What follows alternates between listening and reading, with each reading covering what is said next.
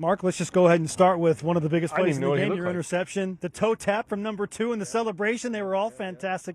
What happened on that play, and what did you see that allowed you to make that play? So, look, this is y'all not going to believe this, but Wesley Johnson, our coach, Coach West, came to me before anything today, before special teams for a defensive meeting. He said he had a dream that I picked it on that exact play, Will with the post. Sure enough, it happened. I give all the credit to him at this point, but what I saw in the moment was just, post. I carried it to my safety. I knew that Will was right there, so I kind of stayed still and then went to go pick it. Knew I had to make a play in the fourth, so it's a big deal. Wesley needs to share more dreams with you, does he not? Every time. Honestly, at first I told him if that happens, I can't talk to you no more. Like, that's what I told him, but I think I'm going to get to him. We're going to get together, make sure he's dreaming the right things so I can have a great game again. It was one of a number of massive stops by the defense and some turnovers forced. What allowed the defense to find such great success in keeping SMU out of the end zone? I think we just found that groove. Like, we noticed they didn't score a touchdown. They had plenty of opportunities too, and I think we just hung our hat on that. Like, it was hard for them to score the ball. Our offense struggled a little bit, but we'll have their back every time. And I know they will have ours. We're not going to have a great game every time, and we still could have played better today. So I think we just found our groove, and we kind of stayed in that rhythm, and that was what that was. I know your defensive coordinator, Jay Hill, takes great pride in the talent that he had at Weber State, and now that you're with him at BYU. What is it about the Weber State guys transitioning to BYU that is allowing for such great success on the field? I think it's just Coach Hill. He got an eye for talent. He's a genius in the defensive scheme, and it's a complex scheme, so I think whoever can get it, they usually succeed in it because it's a great defense. So whoever can get it and know the plays and everything, you become a playmaker pretty fast. So it's a big deal for Coach Hill to being here. I can't thank them enough. Coach Collins and Coach Hill, it's a big deal for me. How would you explain your first road game as a BYU Cougar against Power 4 competition?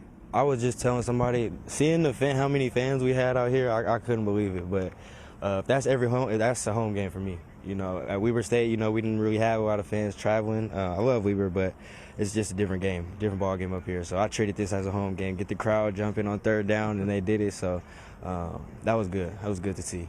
What was discussed in the timeouts before your defense took the field for the last stand? We just knew we had to make a play, and that was every time before we went on the field. That was our mentality. We got to make a play. Our offense started off slow.